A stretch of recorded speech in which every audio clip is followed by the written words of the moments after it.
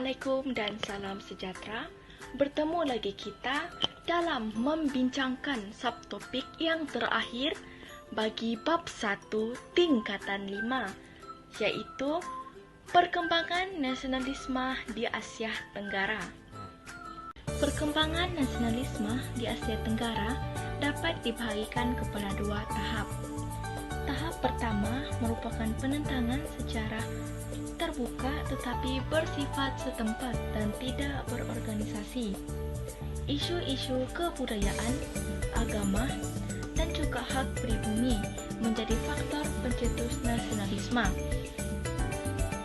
Gerakan ini dipimpin oleh golongan pertengahan yang berpendidikan Barat dan juga Asia Barat. Mereka menekankan kesedaran politik daripada tindakan politik.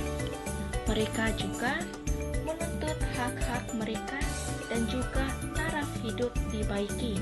Tahap kedua pula merupakan gerakan nasionalisme yang lebih radikal dan berorganisasi. Mereka lebih radikal dan berorganisasi disebabkan oleh gerakan nasionalisme pada tahap pertama gagal.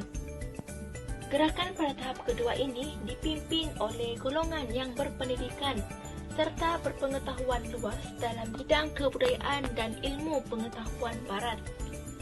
Matlamat perjuangan mereka lebih jelas, iaitu menuntut kemerdekaan dan seterusnya membentuk kerajaan sendiri yang berdaulat. Perkembangan nasionalisme di Filipina.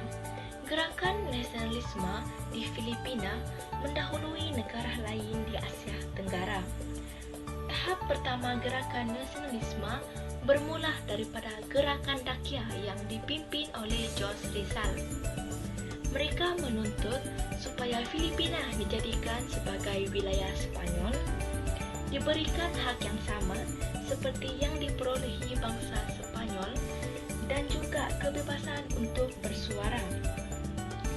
Namun, apabila tuntutan mereka kurang mendapat tindak balas daripada Spanyol, Jos Rizal kemudiannya telah menubuhkan Liga Filipina pada tahun 1892.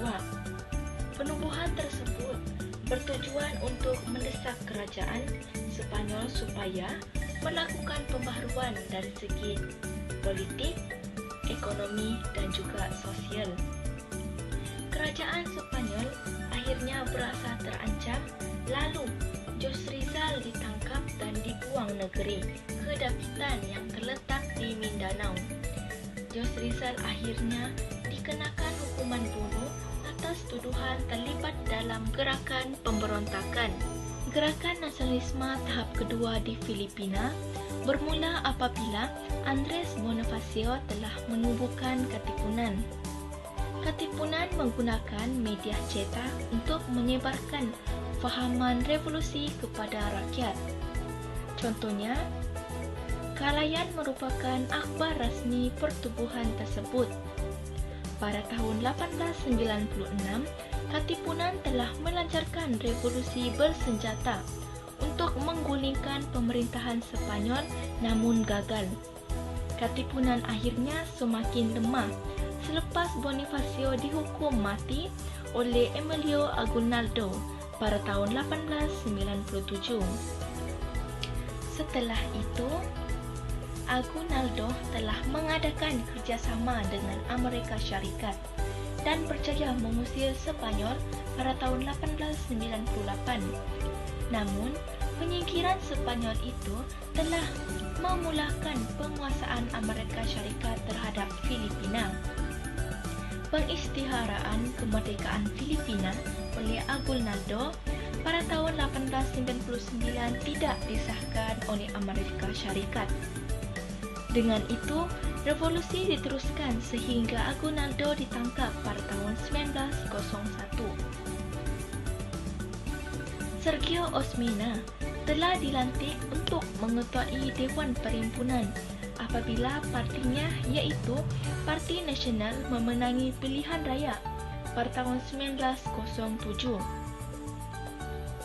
Walau bagaimanapun, hanya pada tahun 1930-an nasionalis Filipina kembali menuntut kemerdekaan melalui perlembagaan setelah pucuk pimpinan di Amerika Syarikat bertukar kepada yang lebih liberal. Selain itu, perkembangan nasionalisme di Indonesia. Para nasionalis di Indonesia pada tahap pertama memberikan tumpuan pada isu-isu pendidikan. Sebagai contoh, Raden Anjing Kartini berusaha untuk memajukan pendidikan untuk kaum wanita. Karyanya Habis Gelap Terbitlah Terang dan penulisan seorang puteri Jawa mendedahkan kemunduran rakyat Indonesia dan juga penindasan oleh penjajah Belanda. Selain itu, Muhammadiyah merupakan pertubuhan yang terpenting pada tahap ini. Matlamatnya adalah untuk menyebarkan Islam yang sebenar dan juga menghindari ancaman sekularisme Barat serta agama Kristian. Manakala pada tahap kedua pula, memperlihatkan perjuangan parti-parti politik yang lebih radikal seperti Sarekat Islam, SI, Parti Komunis Indonesia, PKI, dan juga Parti Nasional Indonesia, PNI. Pada tahap ini, parti-parti politik tersebut begitu lantang untuk menuntut kemerdekaan walaupun dengan menggunakan kekerasan. PNI di bawah pimpinan Soekarno begitu popular kerana perjuangannya dapat mempengaruhi rakyat di Indonesia. Belanda yang semakin terdesak telah bertindak balas dengan menangkap pemimpin yang radikal, termasuklah Soekarno, dan juga mengharamkan PNI. Seterusnya, gerakan nasionalisme di Indochina lebih tertumpu di Vietnam serta dipelopori oleh golongan bangsawan dan juga pegawai daripada golongan Mandarin. Misalnya, golongan pertengahan yang berpendidikan barat memperjuangkan pendidikan barat dalam kalangan rakyat. Salah seorang ketua gerakan ini, iaitu Pan Bau Chau, telah memimpin satu gerakan revolusi, tetapi gerakan tersebut gagal. Beliau kemudiannya telah menumbuhkan Vietnam Quang Phu Hoi VNQ-PH dan melancarkan beberapa pemberontakan di Tonkin serta melancarkan gerakan Dakia di Vietnam. Akhirnya, Pan Bau Chau telah dipenjarakan dan VNQ-PH telah diharamkan oleh Perancis. Pada tahap kedua pula, kegagalan parti-parti politik sederhana untuk mendapatkan kerjasama Perancis telah melahirkan gerakan nasionalisme yang lebih radikal. Gerakan nasionalisme pada tahap ini memperlihatkan perjuangan Vietnam Quoc Dang Dang dan Parti Komunis Vietnam PKV. Perancis telah bertindak balas dengan menghukum bunuh Nguyen Tai Hoc dan juga menangkap pemimpin-pemimpin VNQ-DD atau lebih dikenali sebagai Vietnam Quoc Dang Dang. Selain itu, Ho Chi Minh iaitu pemimpin PKV terpaksa melarikan diri ke Hong Kong. Sikap keras Perancis ini menyebabkan gerakan nasionalisme kembali bercorak sederhana di bawah pimpinan Maharaja Bao Dai. Usaha-usaha pembaharuan Maharaja Bao Dai bukan sahaja disekat, malah baginda dilarang untuk melibatkan diri dalam gerakan nasionalisme. Gerakan nasionalisme pada tahap pertama dapat memperlihatkan perjuangan golongan Sami Buddha dan juga golongan elit berpendidikan barat. Golongan Sami Buddha telah menubuhkan Persatuan Belia Buddha pada tahun 1906. Pertubuhan tersebut telah menggunakan isu kasut untuk membangkitkan semangat nasionalisme rakyat. Menjelang tahun 1916, Persatuan Belia Buddha telah dipimpin oleh nasionalis yang lebih radikal seperti U Ba Pe. Pemimpin-pemimpin Persatuan Belia Buddha kemudiannya telah menubuhkan Majlis Persatuan Kesatuan-Kesatuan Burma pada tahun 1920 yang lebih radikal. Manakala gerakan nasionalisme pada tahap kedua muncul apabila laporan Montagu Chelmsford menyatakan bahawa Burma belum bersedia untuk memerintah sendiri. Menjelang tahun 1920, tercetus revolusi pelajar yang menuntut penubuhan sebuah universiti untuk mereka. Selain itu, Majlis Amsanga Sametki merupakan faktor yang mencetuskan pemberontakan Sayasan. Pemberontakan Sayasan diketuai oleh Sayasan, iaitu bekas Ponging dan juga pemimpin di Tarawadi. Kemudian muncul pula Liga Anti Pemisahan yang menganggap pemisahan dengan India hanya akan melewatkan kemerdekaan. Pengenalan Perlembagaan Burma 1935 memberikan peluang ke arah berkerajaan sendiri.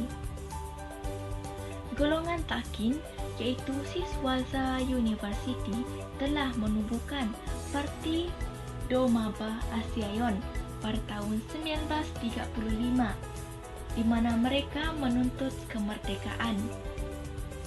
Parti pemimpinnya terdiri daripada Aung San, Kuan Yin, dan juga UNO yang menggelar diri mereka sebagai Tuan. Manakala Dr. Mabau yang memenangi pilihan raya pada tahun 1937 telah dilantik menjadi Perdana Menteri yang pertama. Akhir sekali, gerakan nasionalisme di Thailand pada tahap pertama merupakan kegelisahan rakyat terhadap penguasaan politik oleh kerabat diraja dan juga penentangan terhadap raja berkuasa mutlak. Perkembangan sistem pendidikan barat telah memberikan pendedahan terhadap fahaman liberal, sistem demokrasi dan juga sistem raja berperlembagaan kepada golongan intelek Thailand. Namun, sikap boros Raja Vajiraput menyebabkan sistem pentadbiran menjadi lemah dan rakyat tidak berpuas hati. Ini membawa kepada penubuhan Parti Rakyat pada tahun 1932 oleh Naipriti Panomyong dan juga Field Marshal Pibul Songkram. Parti Rakyat tersebut telah melancarkan revolusi Thai pada tahun 1932 yang menamatkan sistem raja berkuasa mutlak. Manakala gerakan nasionalisme pada tahap kedua di Thailand disebabkan oleh rasa tidak puas hati rakyat terhadap cengkaman ekonomi oleh kapitalis barat dan juga orang China. Semasa Pibul Songkram menjadi Perdana Menteri, beliau telah meluluskan undang-undang untuk menyekat kebebasan dan juga penguasaan ekonomi oleh orang China. Malah, sekolah Cina dan juga apar Cina telah dibubarkan. Akhirnya, pada tahun 1939, Pibul Songkram telah menukar nama negara Siam kepada Thailand yang bermaksud tanah bebas. Hasil daripada bekerjasama dengan Jepun semasa Perang Dunia Kedua, Thailand telah berjaya mendapatkan semula wilayah-wilayah di Indo-China dan juga di Tanah Melayu. She's a Mona Lisa. Everyone's lining up to see her.